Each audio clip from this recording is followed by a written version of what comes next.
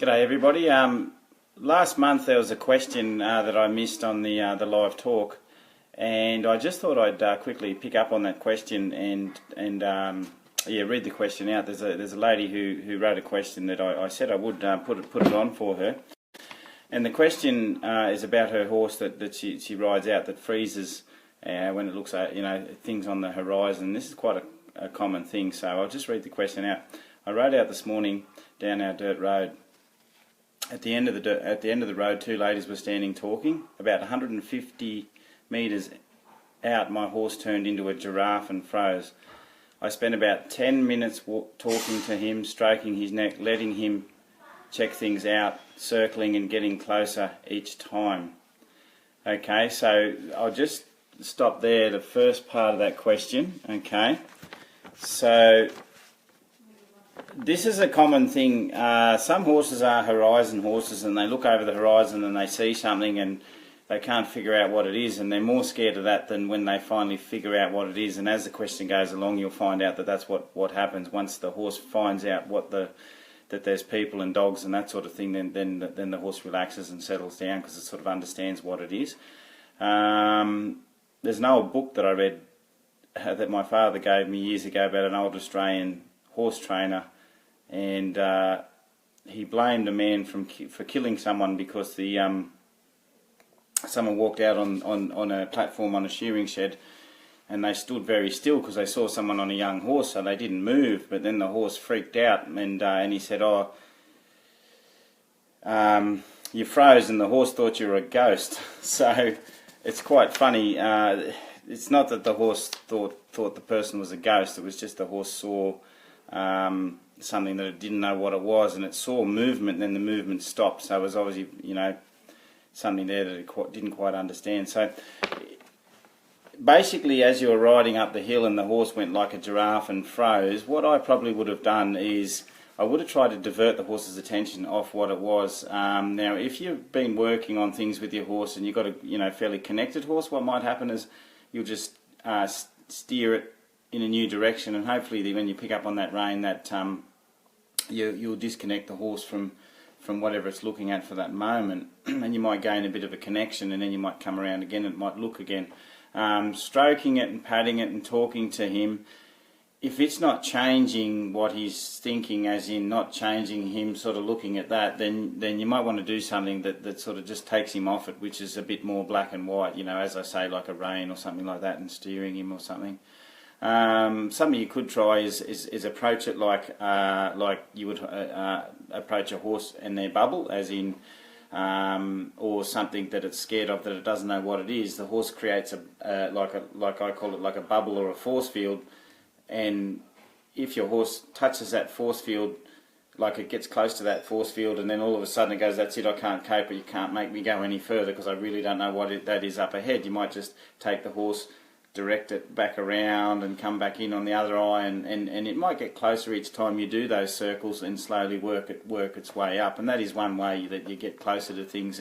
But instead of just doing maybe circles, you might go this way, come out off where the horse was worried, and then turn around and come back with this eye on, and then two eyes on here, and then that eye on, around until the horse well, I do that because I really like to see what a horse does on either eye, and I've done that clinics with people, and I've had one eye where 100 or so metres away there's a corner, and the horse goes, "Crikey, I can't go and look at it," and then all they've had to do is go like this, and the horse goes, "Oh, what is it?" So they've suddenly put their stronger focus eye on the object, and but a lot of horses need, they like to get two eyes on and sort of look. But yeah, as I said, you just might come away from where the horse stopped, and then bring them back to it, and then just keep doing that until the horse gets closer to it. But in a lot of things, if there's a distraction or something over the horizon that you can avoid, I just distract the horse, get it connected, and go somewhere else for a while. And the better connection you get with your horse, the more confident they are at seeing things that they don't know what they are, because instead of them being the ones thinking they've got to look all the way over the horizon at everything, they've got your confidence of carrying you, and hopefully you become the one that sort of can take in some of that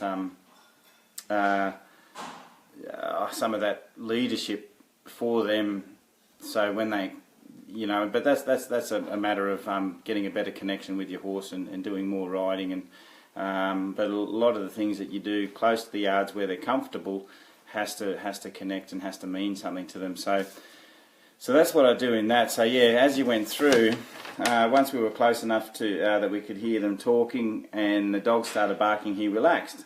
So yeah, once he knew what it was, he goes, oh well, it's dogs and people, it's not some monster that's going to get me. The dogs ran at him barking and snapping at his heels. The owner had no control of the dogs because they weren't on a leash, and my horse just stood there, which I have to admit surprised me. Okay, that's really good, you know, because sometimes, you know, if they've been worrying about it, then the dogs did turn out to be vicious. Then the horse was right about it, but it's good that he stopped and did that. So yeah, your biggest challenge is when he doesn't know what it is and he freezes and he turns into a giraffe. He's the same in the paddock, yep. So some horses, like I used to do a few Friesians, and I found, and there's a few horses like that, not just Friesians, but there's a few that sort of would walk out and they'd sort of get out and they'd go, they wouldn't jump, like I'd sort of used to do a lot of Arabs and everything, and you get out on a little Arab and they'd sort of go, whoa, what's that? And they might jump or they might freeze, but the Friesians I had experience with, I'd ride them out and they'd sort of just plant their feet, put their head up and go, I can't move because there's something up there that I'm really frightened of.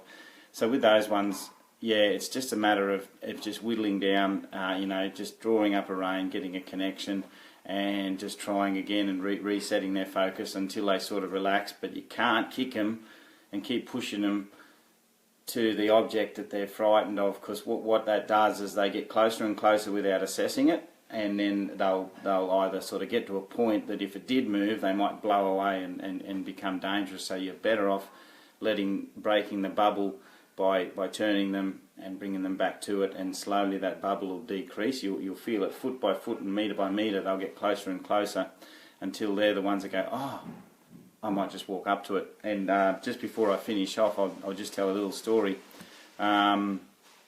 Oh, yeah, this is the paper with the questions on it, for instance. So you can imagine this is a corner of an arena. Okay, now it's an open arena, so there was a little horse that would ride around here and go across here, and it would not want to go near that corner. That corner petrified it. It didn't know what it was. And so every time the lady would ride up here, the horse would cut across the arena and go back this way. So what we did is we walked up and walked the horse across, turned it this way and walked across, and the horse would slowly break down the bubble. So this eye would go on, like the horse's right eye would be looking at the object there, and then two eyes would look as you turn in towards the object, and then you go back, and then eventually on one turn the horse just walked full speed ahead, straight up to the corner like that, and looked over the fence and went, right, I'm okay now. Then after that it would go up to that corner, but she had to just work on the force field of where that horse was. You know, it feels like a force field because if you try and push your horse into it, they're going to sort of freeze and bounce back. But if you cut across it and along the edge of it and keep turning just on the outskirts of it, it'll get smaller and smaller until they sort of, and as I say, I think it's very important for horses to get one eye looking at what they were frightened of, and then the other eye, and the other eye, two eyes, the other eye, and work like that.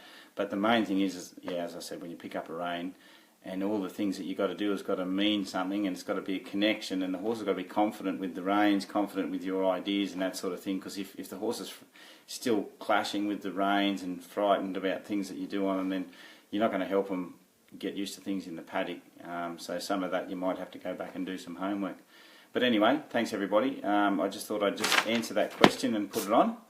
G'day Ainsley, I see you're out there watching, and hope Pinky's going well for you. Okay, bye for now.